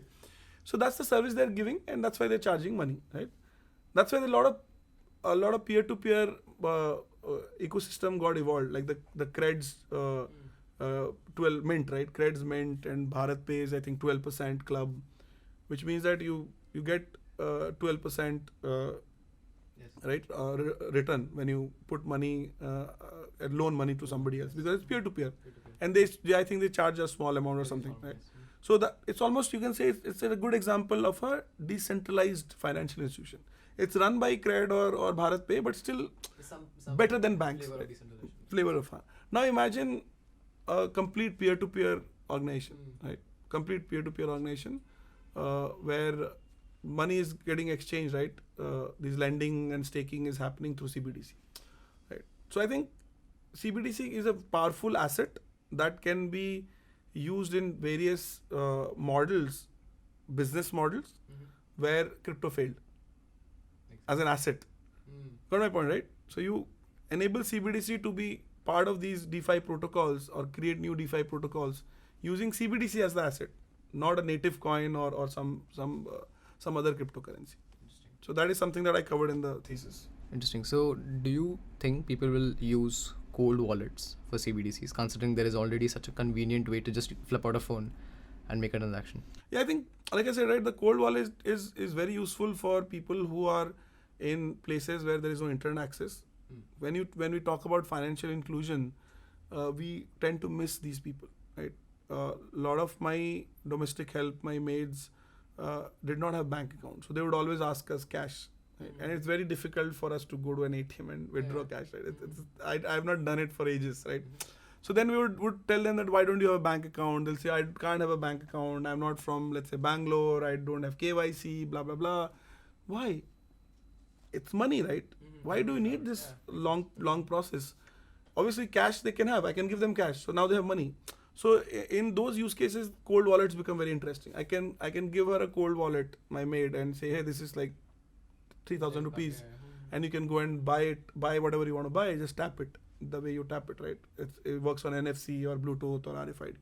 Very interesting. So cold wallets become very interesting when you talk about financial inclusion, unbanked population, remote areas, in terms of, let's say, natural calamity. Something like coupons. Yeah, coupons. Yeah. Natural calamities where there is no power, there is no internet, and you want money to be exchanged, or you want give money to people so that they can use it in that ecosystem. That's where cold wallets will play a big role. Yeah. Do you know this video game? What's that called? In most malls, there's like a video game center. You just have a card. Arcade. Yeah, arcade. Gaming arcades. Yeah. I mean, see, the cold wallets there would be very useful. Yes. Very fast and stuff. Interesting. What are certain opportunities associated with CBDCs? Like, let's say you're a new developer, a person who wants to build something. What are certain things you can build on top of CBDCs? You have mentioned that in the report, but like... Got it. So I've in fact mentioned about almost 10 ideas, right? Couple of them, one of them is cold wallet for financial inclusion, right? One interesting thing that I find is this purpose bound money, right? So you can think about a whole new set of features where parents can give their kids pocket money, but programmed. Right? This money cannot be spent on, let's say, this kind of food, or they cannot go and buy games, right? Obviously, it looks like dystopian, 1984 Orwellian world, but sometimes it's needed also, right? For example, in case of these subsidies that governments give to farmers and others, they end up not using it for that intended purpose, which is buying fertilizers or seeds. So they can then restrict that usage, right? Today also those restriction happens, but it's a very archaic tech and it's cumbersome. It will be very easy. Do you think people will be okay with that? Huh? Do you think people will be okay with that? There will be resistance initial, but I think people will adopt it. I think like, at least for subsidies, like maybe subsidies it'll work, okay, right? Yeah. For example, let's say in case of a company, I want my sales team to travel and go and sell, which means if the money I give them, they should only use it for either travel or food. So I can restrict that. I can put that purpose on the money. They cannot go and just use it for anything else, right? Very interesting. There's a common misconception which a lot of folks have, which is about criminal transactions being associated with like the blockchain ecosystem. Would you like to debunk that? Yeah, no, it is there because the whole idea about this thing, right, blockchain was that you don't need to do KYC, right? You don't need, people can just create a wallet, do exchange. There should not be any third party involved. So with any technology, there will be this whole miscreants or bad apples happening, right? When internet came, one of the biggest use case of internet was porn, right? There are a lot of scams happening on internet, but that does not mean internet was bad. In fact, we cannot live without internet today. So same thing will happen with blockchain. There are ways to stop those bad apples. So people are coming with right KYC enabled wallets, right? Government can have all the right to see the transaction if it's necessary, right? So all of these things are going to come up, and CBDC will also play a role there, right? So when you have something like CBDC, at least there is a ledger where RBI is keeping a track. They might not use that, but it's still important for the country, right? For the safety of the country. Obviously, a lot of these black market activities happen through cryptocurrency. Interesting. How much time do we have? We've almost gone overboard. Yeah. Okay. Talk me through your new company, Amrit. Right. So basically now, well, as I mentioned, you post acquisition of Skillenza and my venture advisor stint at Blume, right? One of the things that I worked on was CBDC thesis. Right? It was very interesting, and I have been closely watching the space. In fact, like I said, I have been exchanging notes with 2-3 startups who are building this space. Another area where I was very interested was insurance. I did deep dive into that. So there is another thesis that will come out in the next 15-20 days, which will be on the insurance. And that's where I focused a lot on health insurance. And I realized that health insurance is a great space in India. It's under-penetrated. But what is the new health insurance, right? What is the innovative health insurance that should be there in the market? And I realized that the best insurance in the world is the insurance company that prevents mishappening. Makes sense. Right? It has to play a role of risk mitigator. Otherwise, the insurance companies don't make money. Right? So, and also I worked on my health a lot during the COVID times. I had a bad phase, almost a year, where I was not doing well health-wise. So I worked a lot on my health. So health care, health tech was also in my mind. So the way we are marrying it together is that we are actually building an AI co-pilot, which will keep people healthy by working on their biomarkers, by working on their wearable data. And if people stay healthy, they get a premium discount. Interesting. Right. So if you stay healthy, why should you pay more money? Because you're not claiming, right? So it's the reward ecosystem that we are building, right? So AI co-pilot, which keeps people healthy, and if they stay healthy, they get a premium discount. So that's the business model in a nutshell. So you track that with like ultra human rings and stuff? We can track that with ultra human ring. We can track that with Apple Watch, Garmin. So we want to become a data aggregation layer, take data, build, you can say, a better underwriting model for the insurance company. And if people stick to the plan, if people do well, they get rewarded. Very interesting. What are certain challenges that you're facing at the moment? Currently, we want more data, right? The AI is getting trained, so we want more data, more people to participate with us, work with us, so that we can make the AI more efficient, right? The prediction of the AI should be really good, because we're not writing poems on our AI, right? We are talking about your health, we are talking about your symptoms. So unless GPT 3.5, we want whatever answers are there, they should not hallucinate, right? So currently we're training it, so we see there's still discrepancies out there. We want to make it better. So that's the challenge we will solve in the next 6 months. It hallucinates when you do not want it to. Because it's healthcare, right? It's people's lives. Yeah.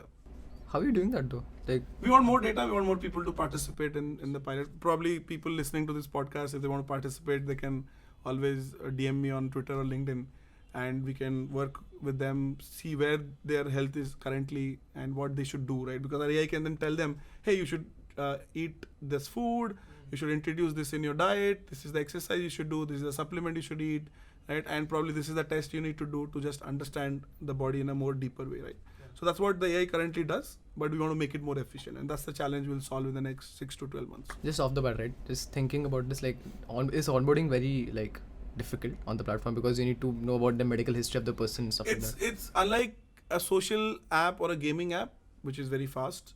For us, we need more data. So the onboarding is slower, right? Currently, because we want only people who are serious about participating to be part of the alpha group. Very interesting. I think we need a part 2 of this someday. Okay, I think we are almost at the conclusion of the podcast. I do this cliche thing which every podcast does, but it sort of ends the podcast in a right way.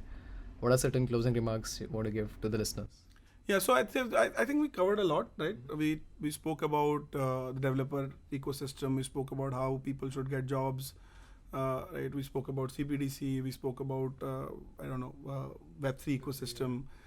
So I think the conclusion, what I would generally, I think the audience would be typically probably youngsters, right? The younger population of the country listening to the podcast. So one thing what I've realized is that one thing that you should have is what I learned from my whole journey is be with the right set of people. Right? Like for example, in case of Skillenza, Blume was always there to help me. Right? So have these people who believe in you, right? Be friends with them, be in their company. That really helps. Going to IIT was one of the ways where I met very smart people, way smarter than me, 100x smarter than me. They are all my friends today, and I've learned a lot, right? So always be with smart people. You are average of 5 people that you hang out with. So that's my one of the concluding remarks, right? And second is that I think keep trying, right? Keep trying. And I almost a year back when I was thinking about my new idea, there was nothing. It was blank. And within a year we have got clarity because we are always like hitting the sound board, right? Saying, okay, we're not there. Let's iterate. Let's talk to more people, right? So that's why be part of the ecosystem where you have access to smart people and you can always go back to them and talk to them and iterate. And that's how we got to this second idea, right? In spite of being a second time founder, it took me a year to be there, which means that these journeys are tough, right? And the only way it becomes better is by being with the right set of people. I think that's the concluding remark. Thank you so much, Subhendu. It's been great talking to you. My pleasure. Thanks, Yash.